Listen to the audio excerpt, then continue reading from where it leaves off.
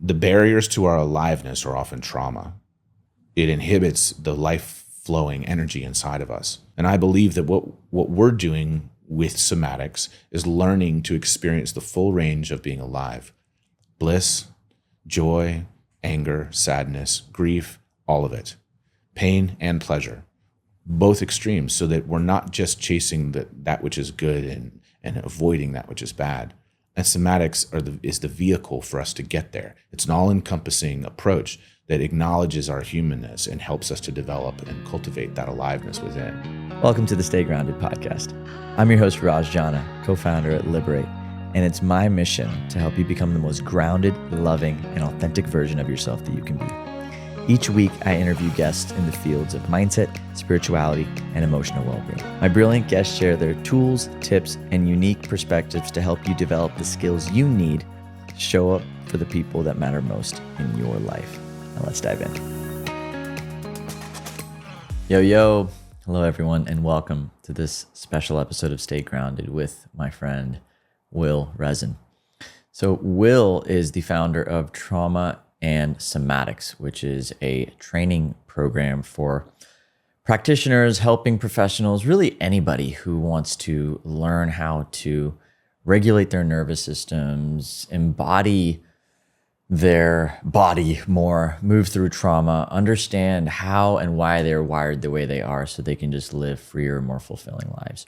The first time I met Will years ago, we both had a deep resonant mission on ending trauma and really helping the world release trauma as a construct and an identity by shifting our relationship to it. And so on this podcast, I was really excited to dive deep into what is trauma with Will. I like to think of this episode as what is trauma 101? What is somatic therapy 101? How do we actually begin the journey of unraveling some of the programs and constructs that have kept us stuck through various modalities and tools? How do we do the inner work through the lens of somatic therapy? Will is incredibly practiced in just him doing his own work, but he's also trained hundreds of practitioners in different theories, and he's incredibly well researched, referencing different professors and doctors like Peter Levine, Dr. Stephen Porges, Bessel van der Kolk, and so much more. And so I really appreciated just how researched he is, how embodied he is in his understanding, and how he was able to communicate such dense topics into a beginner's language so that all of us can really get a deep understanding of what trauma is and how we can effectively release it from the body so we can live freer, more liberated lives. So I hope you enjoy this conversation. And without further ado, here is the amazing Will Rezin. Enjoy. Will, welcome, brother. Thank you, Raj. It's good to be here. It's so good to be here with you, man. I've been really looking forward to this conversation. It almost feels like we connected years ago on a shared purpose and a shared mission. And then like we weaved, and to come back now at this point feels really beautiful and timely and exciting for me. So I just want to thank you for the work you're doing and for making the time to be here today. Yeah. Thank you. It feels similar for me. Yeah. Been beautiful little arcs, concentric circles, and whatnot in my life and your life, and we're walking in some ways a parallel path. Yeah, working in similar fields. Yeah, using different entry points, but still focused on similar things. I mean, the end goal I think I saw is your foundation called End Trauma. The Truth Foundation with David. Yeah. I think I saw an Instagram handle around that title, and I was like, yeah, we got a lot to talk about. And so maybe I'd love to start with, what do you define as trauma? Yeah. Simple answer. Trauma's the living memory. Gabor Mate says it best, I think. He says it in the most simplistic way. Trauma's not what happens to us. It's what happens inside of us in response to what happened to us. It's the reaction that our body has sometimes. I like to make the distinction between the difference between pain and suffering. And in Buddhism, one of the Four Noble Truths is that suffering is inevitable. I disagree. I think pain is inevitable. Suffering is that pain living on inside of us. trauma is that imprint of a pain that continues to be re-experienced over and over and over again. So it's this reaction, almost like a reflex that happens inside of our body. And I'll actually read a little something, and it's a little clip from my book. It's Peter Levine said it in a more technical way, which is it's too much, too fast, too soon. So it's too much, too fast for the system, for the body, our autonomic nervous system, and other parts of our body to process. Or it's too little for too long. For instance, neglect. So it's something that creates an adaptation or an adaptive response to the stress. So it's not inherently stress, because we can handle stress. We handle stress all the time. But it's when that lingers on. Right? Chronic. Yeah. Or it could be something that's latent inside of us that shows back up as a reaction in some way. It's so the thing I'll read to you, right? So it creates patterns of survival, physical, emotional, psychological, that limit our ability to feel, express, and connect with ourselves and others. So these survival responses, whether they manifest as fight, flight, freeze, fawn, right? These are just protective responses, are the body's intelligent adaptations to perceived threats. However, when they become stuck or unresolved, they interfere with our ability to be present, to create healthy relationships, boundaries, and to experience the full range of our emotions, sensations, and aliveness. So it's that which sort of stifles our aliveness. It's like it's a blockage. It's a dampener. It's a density. It's a bound energy. It's how I've always actually seen or described trauma myself, as like it's bound energy, and that binding it's in the body, but it also manifests and expresses as behavioral patterns. I love that you said psychological patterns, emotional patterns, belief systems. I mean, like they're all wound up and stored in your body until something happens. Well, until we're triggered, until some sort of sensory experience resembles the experience that we once had, and it's stimulated and our body's back in that experience again. And the interesting thing about our bodies is when we have this, what's called implicit memory, and you may know what this is, but for those of you listening, implicit memory it's memory that's more like a reflex. It's a feeling. It's a sense of sorts. It's encoded, and I'm not a brain scientist, but generally speaking, the amygdala plays a massive role in implicit memory. And the amygdala is your kind of fear-based crocodile brain that's like just trying to keep you alive. Yeah. So our amygdala plays a role in the limbic system, which is what stimulates emotions, right? So we have this real-time memory that's floating around in us, but it's not like explicit memory, which is I can recall that 2 days ago we had a conversation on Instagram about when we're meeting and where we're meeting, right? That is explicit memory. It has a time and a date stamp on it. A friend of mine, Russ Kennedy, wrote a book called Anxiety RX. Russ is a neuroscientist and really, really amazing guy. In fact, if you haven't interviewed him, I think he'd be great as an interview. But he says the hippocampus gets involved in memory creation at around somewhere between 2 to 5 years old. That's why we start to have explicit memory around that period in our life. Some of us earlier because our brain develops quicker than others, and some of us later because that region of the brain develops later, depending on experiences. But if we don't have a time and a date stamp on it, it's just floating around until something stimulates us that we have a neural association to. Hebb's law, neurons that fire together wire together. So if I'm really, really happy, feeling really, really good, and something really, really intense happens and my body can't process it, now we have the neural system wired together. So next time something really, really good is happening and I'm starting to feel that really, really good feeling, my body might react with fear or paralysis or anger or an impulse to run away because the two are wired together in my body. Now, I don't know why that's happening.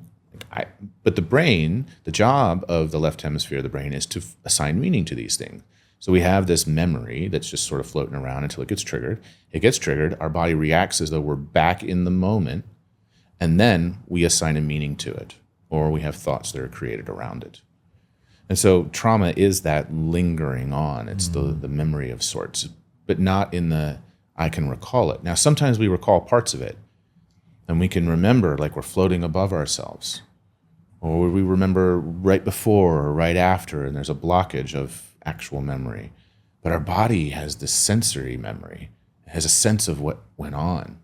And this could show up in our body as long-term muscular contraction, autoimmune conditions, chronic migraines, tension patterns. The shape of our body could change, emotional reactivity, thought loops, all sorts of stuff. I mean, you want a list of symptoms of trauma, look at the DSM. Well, totally. And what I'm like, and not just the DSM, I mean, like all diseases, Yes. right? I mean, like the ACEs study, which is the Adverse Childhood Experience study, back in, I think, the early 2000s with Kaiser Permanente, linked almost every single disease and really social disease as well, communal disease, back to adverse childhood experiences and trauma.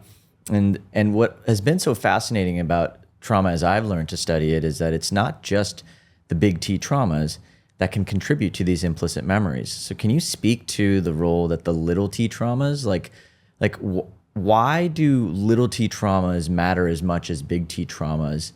And because when this is why I'm really fascinated with the word trauma, because for some reason I think in culture trauma has taken on this word of like this big bad thing. So then people don't recognize that they don't lean into trauma healing resources or emotional healing resources or the inner work, because they're like, I don't need to do it. It's not going to be helpful for me.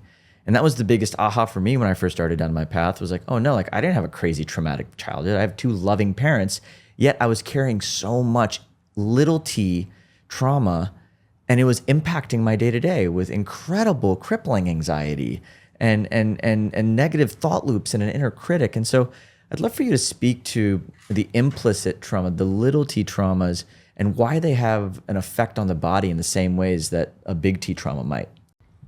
Sure, yeah. So that's kind of that too little too long in some circumstances, or small amounts of things consistently over time. So it's really anything that's stimulating an adaptive response. So we could talk relational patterns, right? Attachment trauma.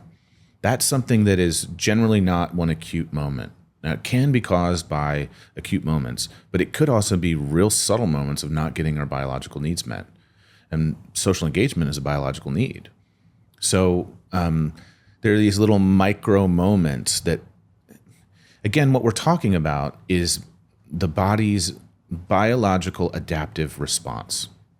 And the thing that I would love for those of you listening to get from this is that trauma's not a bad thing.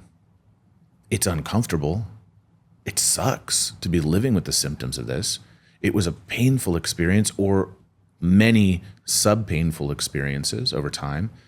But the reactions are intelligent attempts at adapting to the stress of life. Yeah. This is how we survived. Yeah. It happens because something's right with us. Right? Our body is constantly seeking equilibrium.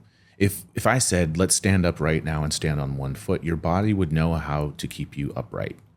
And in the same way, these are intelligent attempts at keeping you balanced, even though those intelligent attempts cause imbalances in our body system.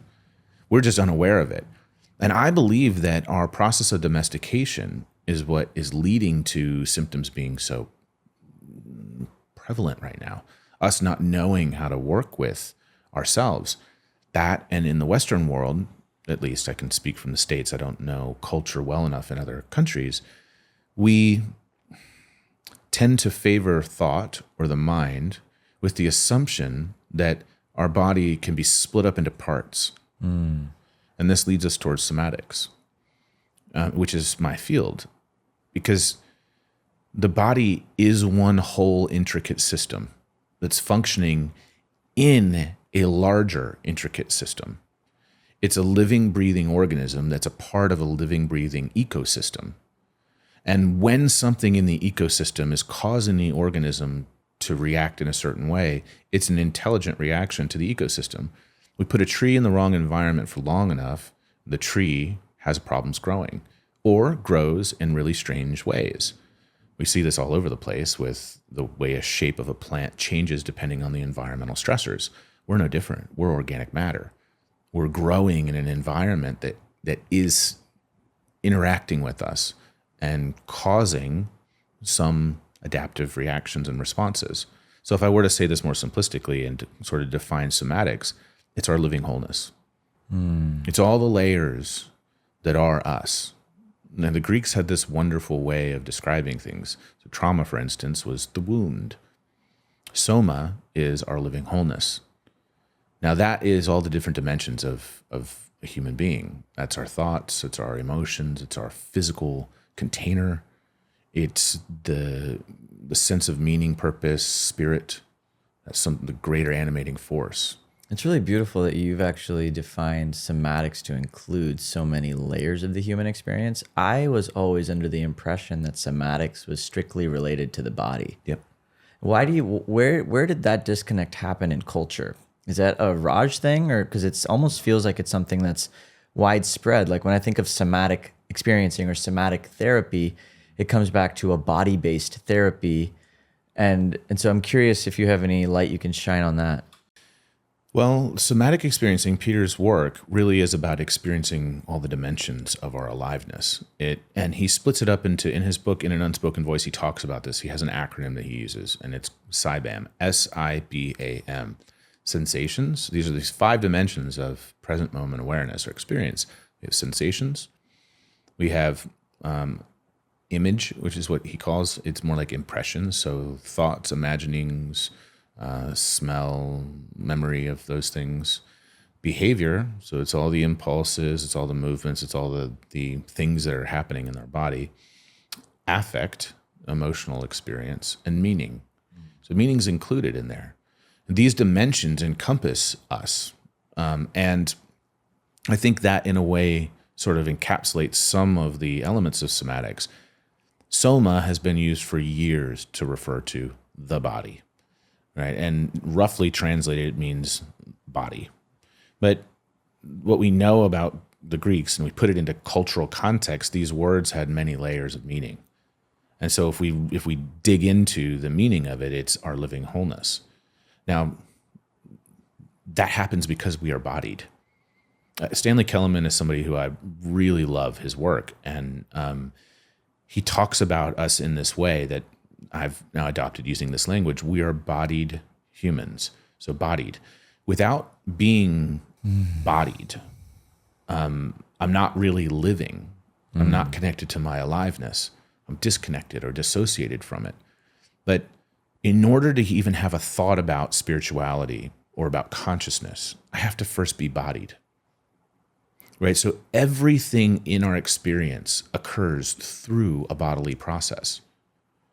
Thoughts and consciousness are a bodily process, right? So soma or somatics is that bodily process.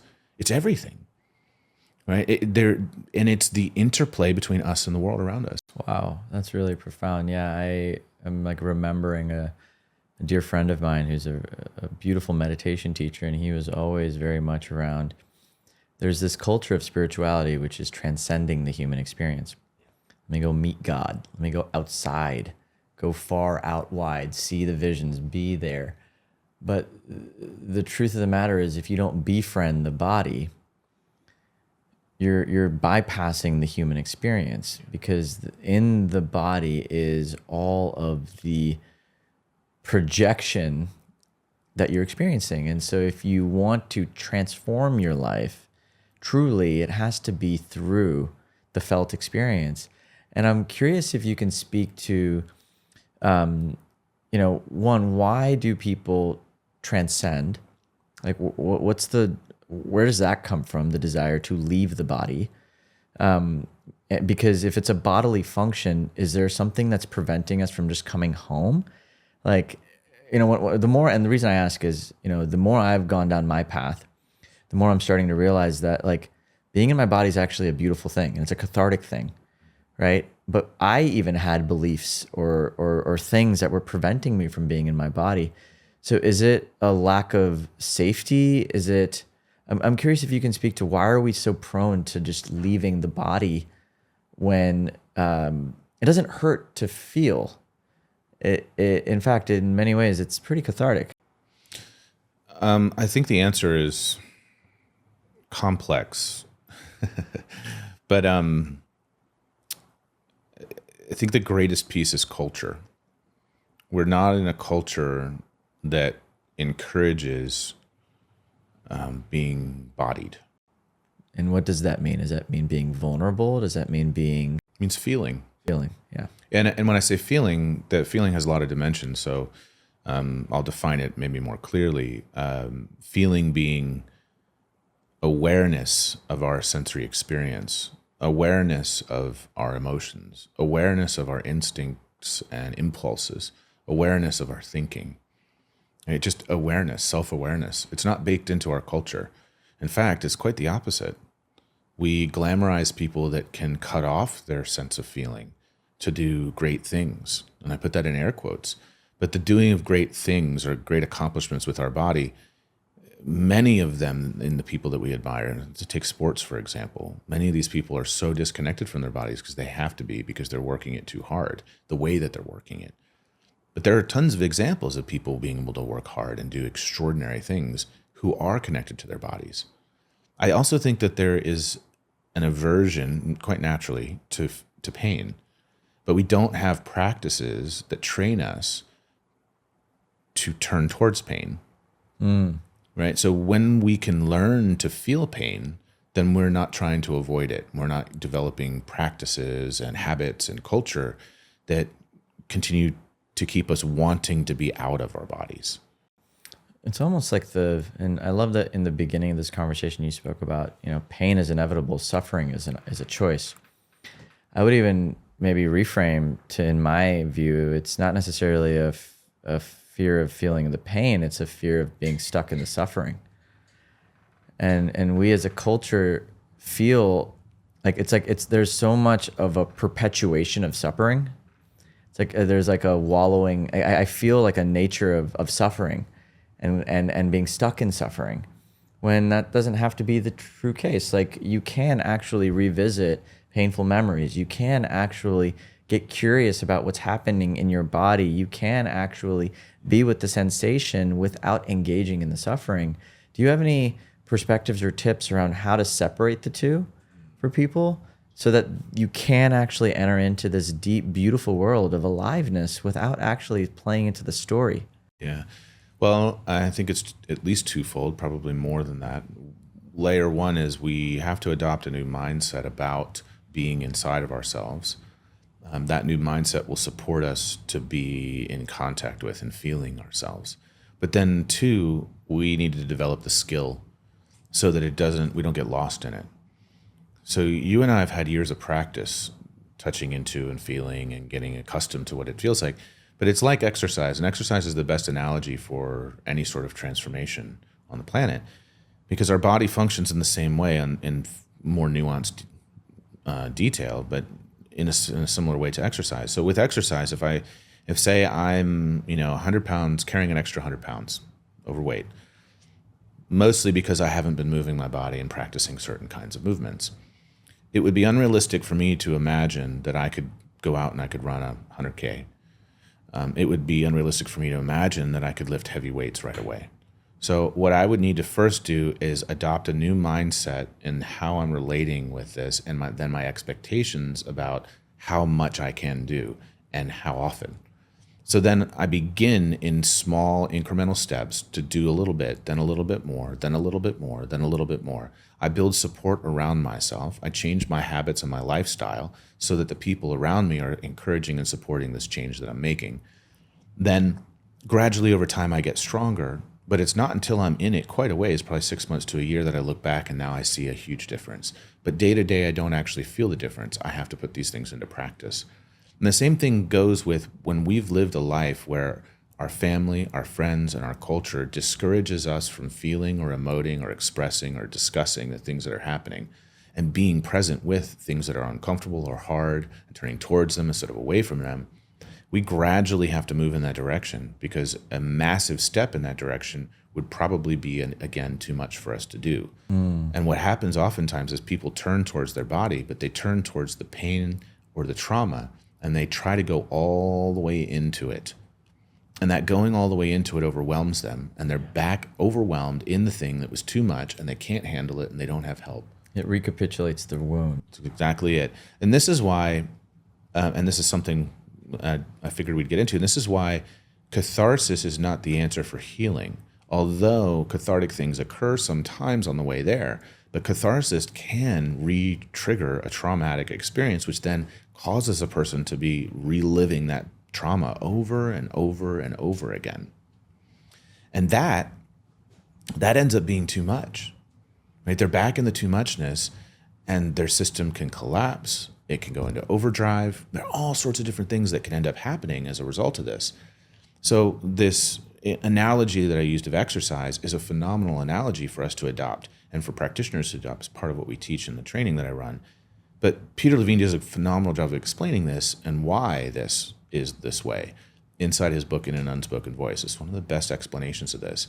So incremental steps towards feeling ourselves, right? And that means being present with our sensations, the impulses, the memories, whatever they might be, but learning modulation.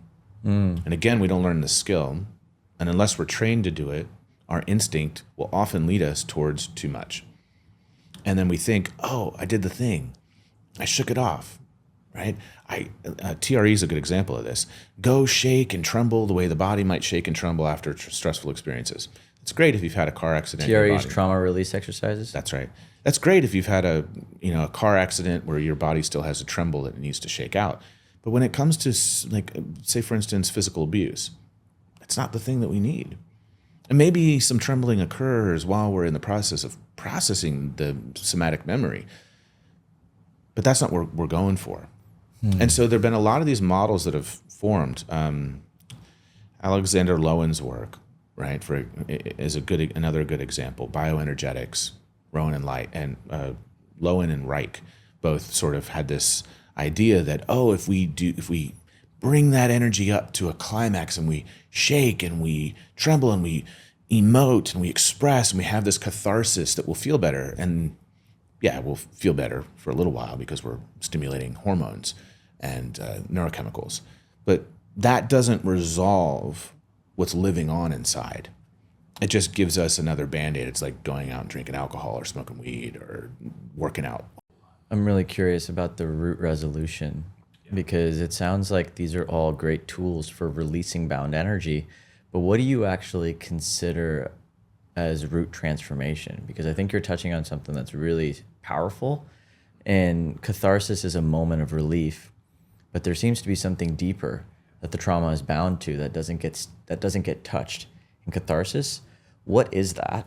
Well, there's a model that your listeners can look up. It's called the window of tolerance model. And that was something that Dr. Dan Siegel, in combination with Dr. Porges, and it's used by Peter Levine, that they use.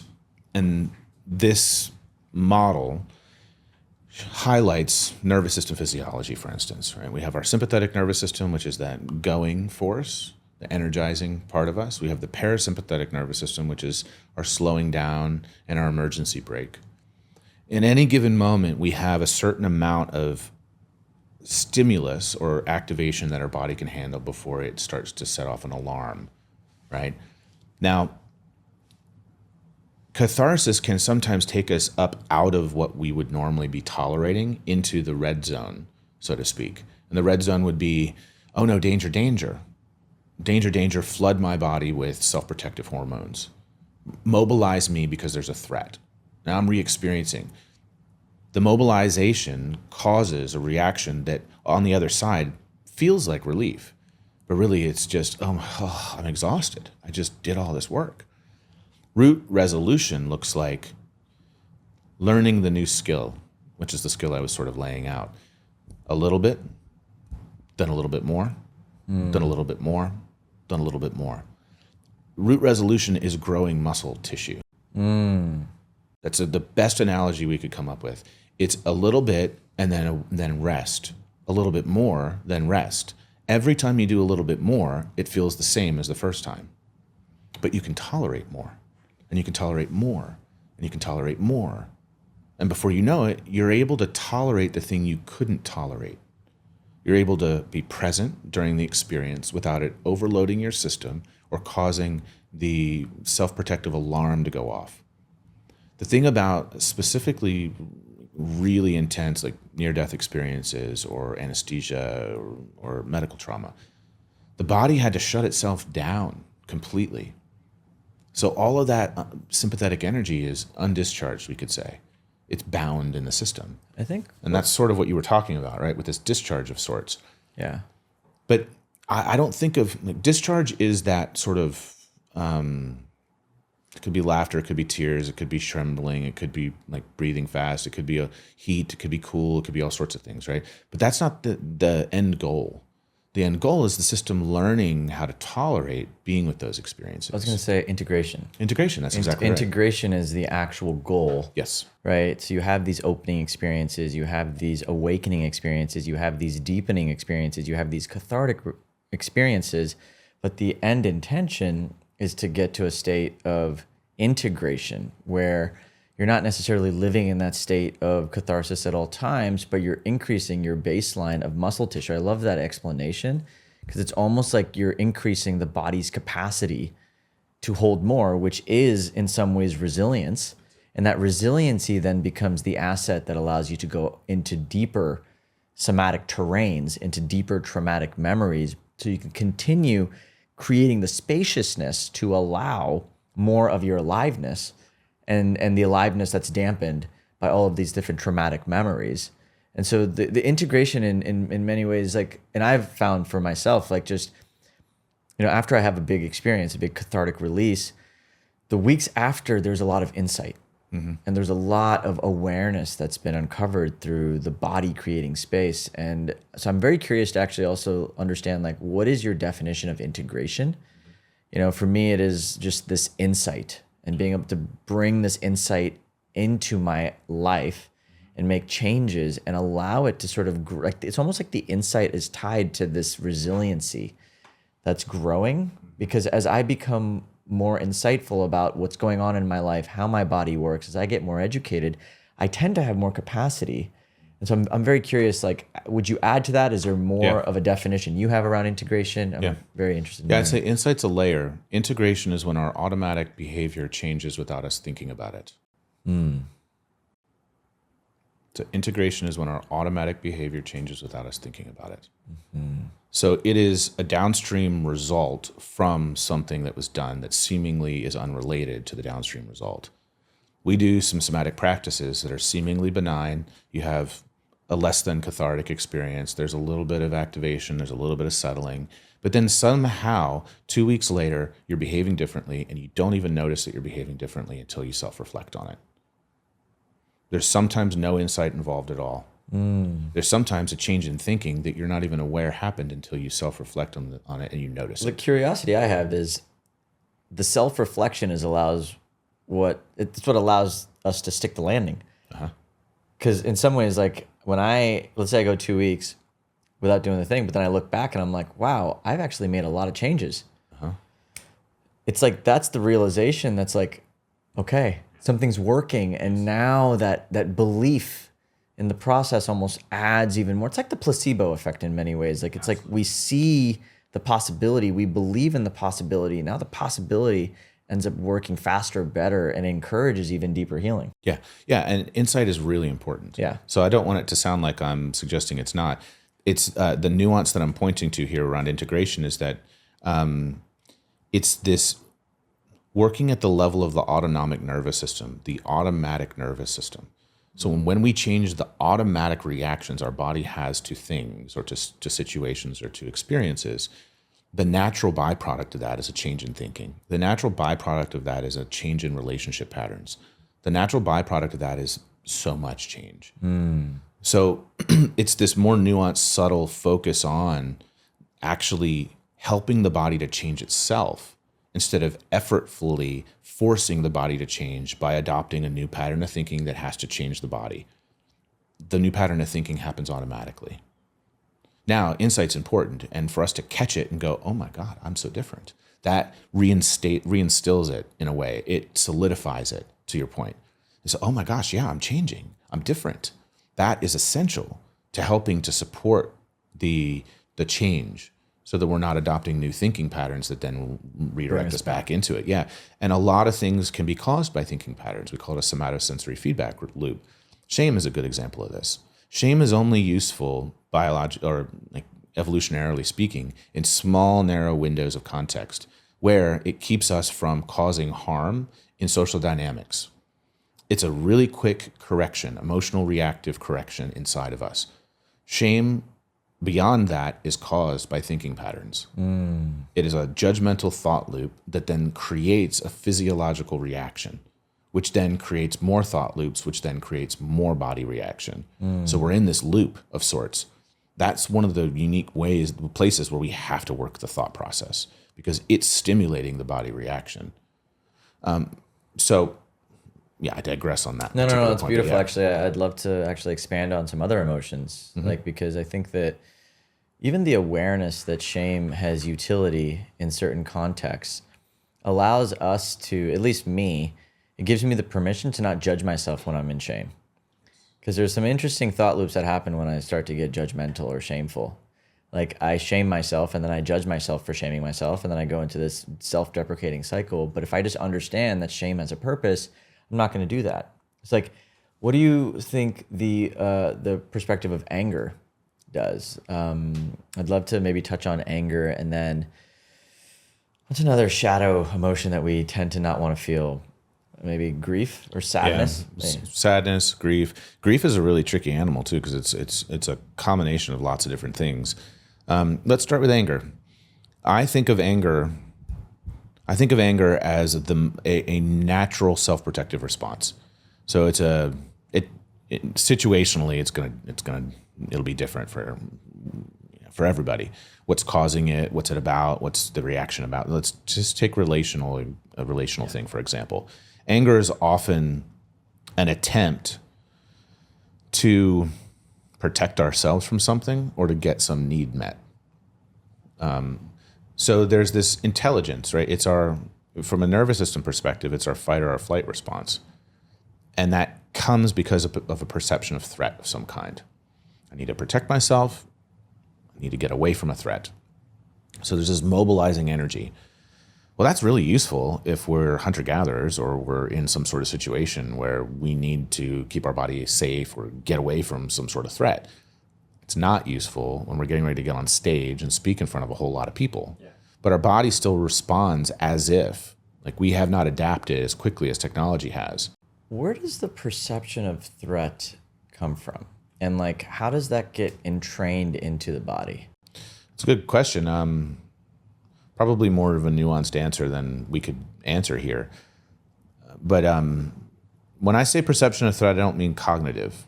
Totally. Yeah. That's why I'm like, where does because cognitively, you're right. Like going on stage and speaking doesn't have the same threat as a saber-toothed tiger being in the room, but for some reason my body is responding as such. So there's clearly some type of a program or a pattern or a thing that's present here that's contributing to my relationship to the moment. So I'm very curious, like, did that get trained as a child? Did that come in? Are those entrained into my system from family? What is actually shaping the psyche to perceive something as dangerous? Yes. And what's perceiving it is the historical record of all of our experiences and throughout life and the genetic history that we've come into this world with. Right? So we would say, so if we took a more esoteric perspective, we could say that, from a past life, I'm bringing these different things. But if we take a biological perspective, we'd say, intelligently, my ancestors passed down certain instinct to me. Then we would say, throughout our lifespan, we've had very unique experiences that our body has adapted in reaction to. It's created all of this memory of sorts, or these instinctive patterns of sorts. So when we find ourselves in a situation, the reaction to that situation is a byproduct of our history. It's the simplest way of answering. It's a byproduct of our history. Now, when we do real deep work and self-exploration, we start to understand what it feels similar to and the moments that it resemble. And when that happens, what happens for us, or what can happen for us, is we can start to uncouple or unlink the neural connective grooves or whatever. So when I said earlier, neurons that fire together wire together, so they become sort of running parallel or linked in some way. So we have this experience and it's linked to some other reaction. But through somatic processes and psychological processing, we can begin to unlink that reaction. So we go to get on stage and we're neutral. We have a little energy in our body and we're like, all right, I'm getting ready, right? I've got some energy. My body's preparing me so that I have enough energy to do the thing, but there isn't that crippling fear, response of sorts that's going on. And anger and fear can be really similar because there's sympathetic activation. But the interesting thing about the nervous system and the body and the way that functions is, before I carry on that thought, actually I want to add another thought to what I was just saying. Because of something you said before we began. You mentioned about the vagus nerve, right? So Stephen Porges' work around polyvagal theory has taught us a lot about how we're social creatures, and he's shown that through studying the nervous system. So using this example of speaking, maybe I have this fear response or maybe I have this anger response. That's often a result of some sort of social trauma. Might not be, but it could be. So because we're social creatures, there could be a perception of threat socially. So we're going to have that reaction to that particular context. And I lost my thought from earlier, but it doesn't matter. It's trusting. No, I think my understanding, just from looking at my own journey, is at some point in my life, I learned, well, I guess if we think about a child between the ages of 0 to 7, and even evolutionarily, if I think about the core fears of somebody who was 60,000 years ago, was death. And then the second thing was getting banished from the tribe, because getting banished from the tribe almost often meant death. So there's this deep desire to belong and be held in safety. And when we're young and children, that's the only way we survive, is by being held in by our caretakers. And so there's almost the part of the brain that hasn't learned all of the logical stuff yet, that's picking up all these patterns around what it means to be safe and how I need to be showing up to be loved and how that love is equating to safety. And when I started finding all these patterns within myself is when I started actually liberating myself from all of these social fears.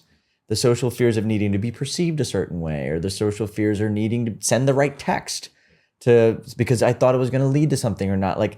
All these little things that, again, come back to those little t traumas. These aren't crazy traumatic experiences, but for some reason, the conditioning or the beliefs or the patterning that I learned as a result of my perceptions are imprinting and creating disharmony in my life.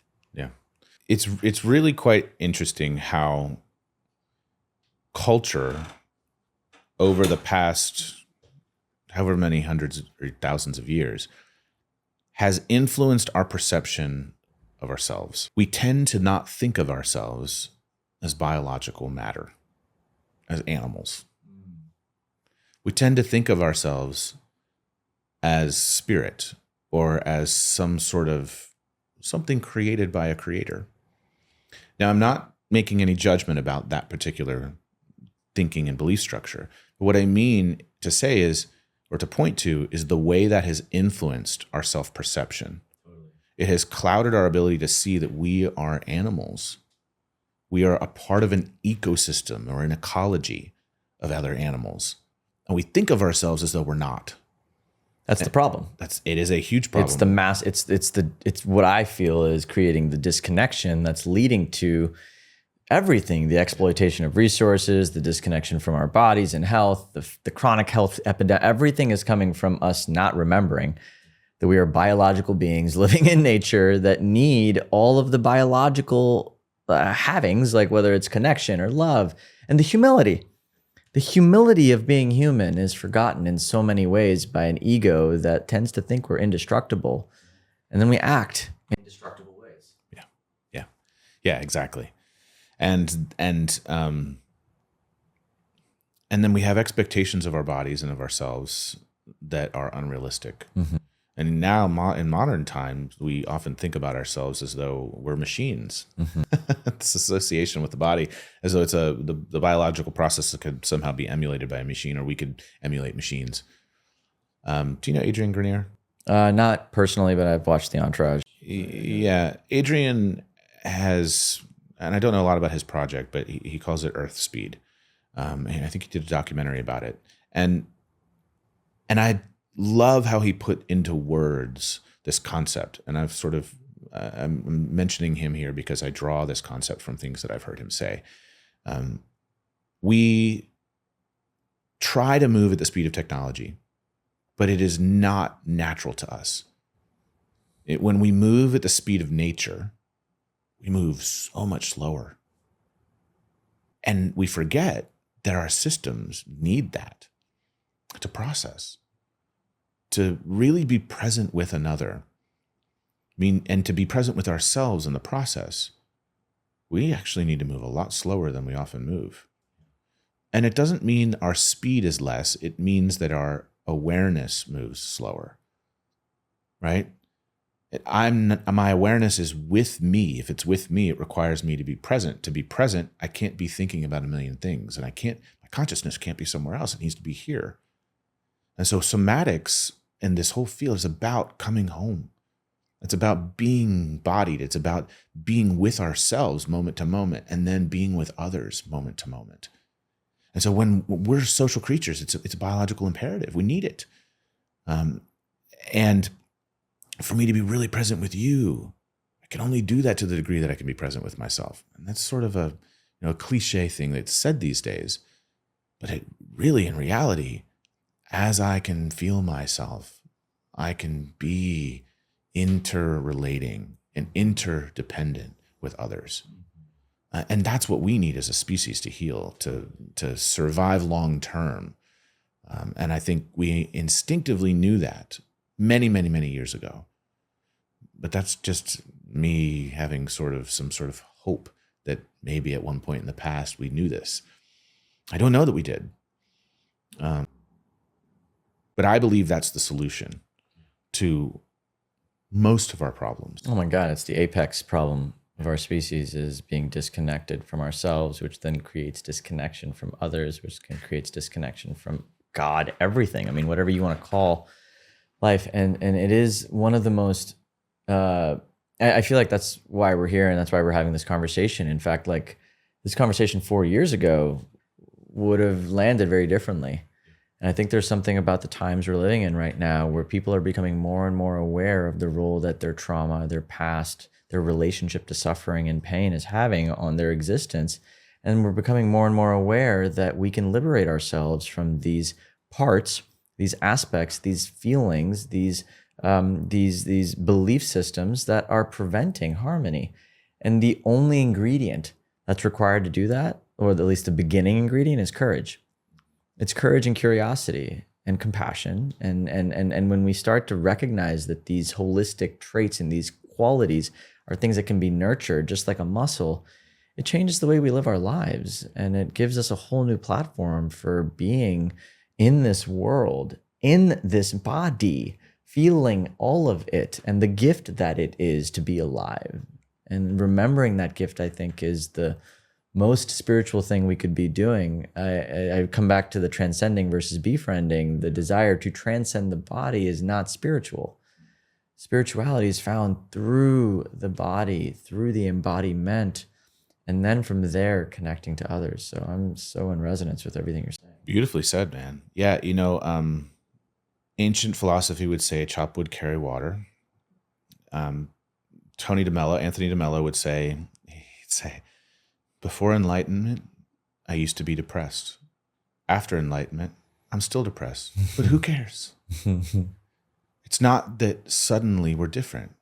It's that we're content with what we are. Yeah. Right? I am a category of one. You are a category of one. When I understand that, I don't need to prove anything about myself to you. When you understand it, you don't need to prove anything about yourself to me. And curiosity is the entry point, because we can't be curious and triggered at the same time. It's different brain states. I want to read a little piece of something from the book that I'm writing about somatics, right? So I said our living wholeness earlier. Somatics is an integrative practice that bridges the body, mind, and emotions using awareness of physical sensations to access deeper layers of human experience. It's about cultivating a conscious connection to the body's inherent wisdom, allowing the flow of life energy to be fully expressed and experienced. It's a practice of returning to our aliveness, helping us experience ourselves in an embodied way, where our trauma, thoughts, and emotions can be processed and integrated. Through somatics, we rediscover the body as a dynamic system constantly shaped by life experiences, and we learn to track and respond to the subtle cues that guide us toward healing, regulation, and personal transformation. It's a pathway. It's a pathway to ourselves. It's an entry point. This philosophy that we're talking about, which is really more of just a meta context for describing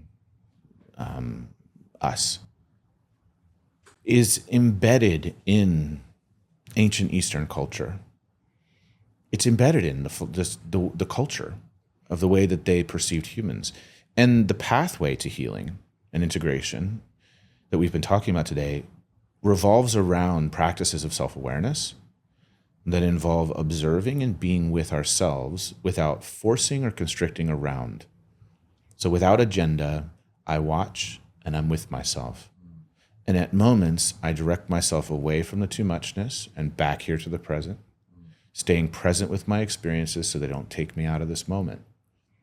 The things that block my ability to live in this present moment are living memories of the past, inhibiting me to really fully live my aliveness in the moment. So living a somatic reality is about moment to moment being able to return to this moment over and over and over again, being present with where everything else ceases to exist. It's living infinitely, because the present moment is the only thing that never ends. Right? So we return again and again here to the same place. And neuroscience validates this. New age or modern trauma theory validates this. Ancient somatic practices validate this. This is an intersection of spirituality and science. And the two are finally converging. And this is one of the most exciting times to be alive as a human being. So agree, dude. Because we now can see, we can measure with our cultural context the evidence to prove what mystics knew so well before. And I believe that we as a species have been able to measure this in other ways prior. But we don't have the cultural context to be able to understand it. To integrate it. That's right. The cultural context allows us to be an embodied living integration, as opposed to something that's ethereal or woo or out there. It's like we can bring it home by, science is science in many ways, like it's culture. And we are a culture of science, a culture of the mind. And so now that there's that integration, I concur, man. We're living in one of the most exciting times. And that's why I was so excited to have you here, because I think that this conversation, this body of work, the empowerment that's found in awareness of what can be possible when we go within and release and learn how to train our bodies to hold more and more capacity, like the possibilities of that and the freedom that's available and the bliss that's available and the resilience that's available and the true wonder, awe, and gratitude on a day-to-day basis that's available when you're not afraid to be present.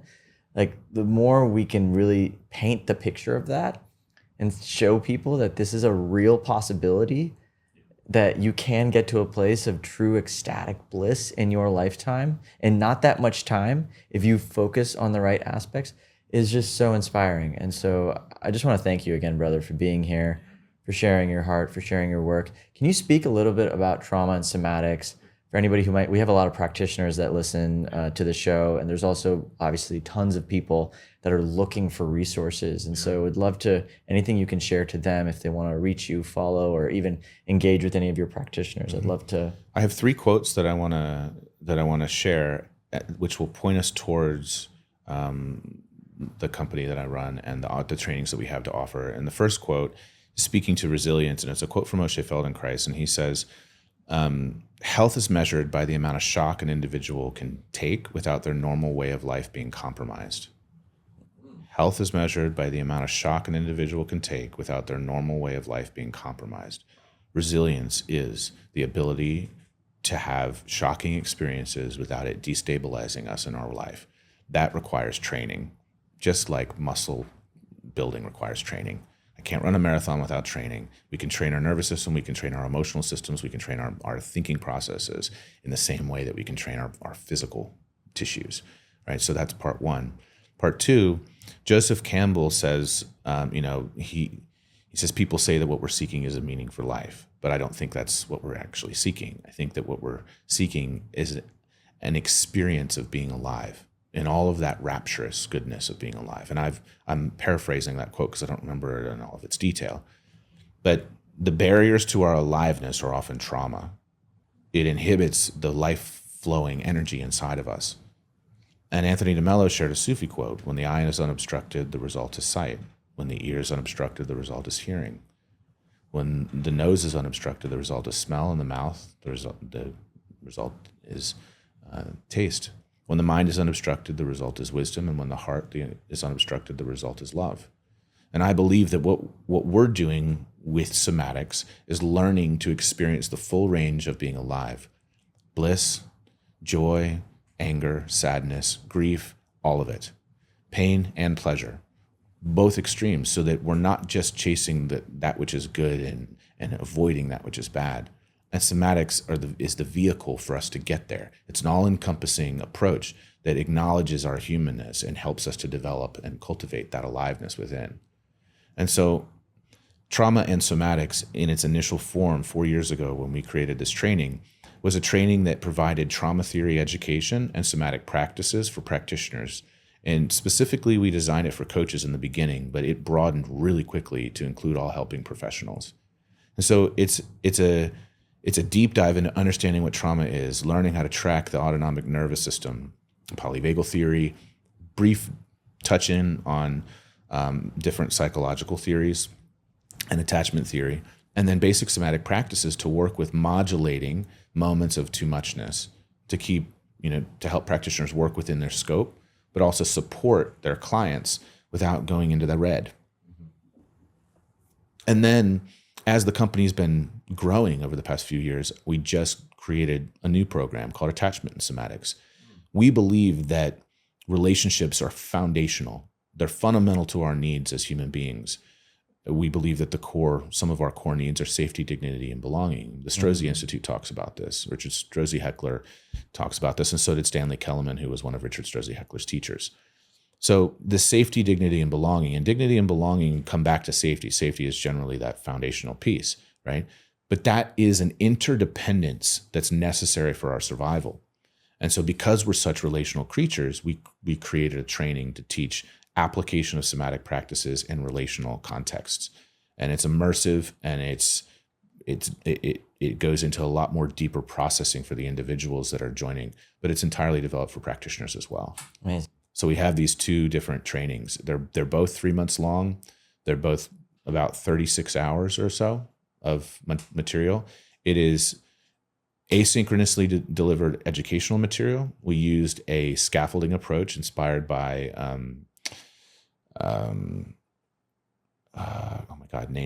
Rudolf Steiner.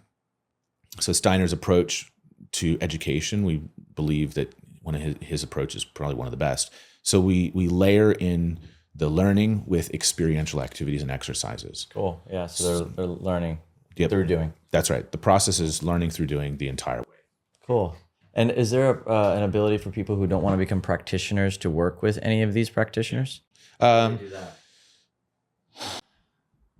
Do you have like a directory or a place where people can? Not yet. Okay. Not yet. That's coming next year. Okay. Cool. Yeah.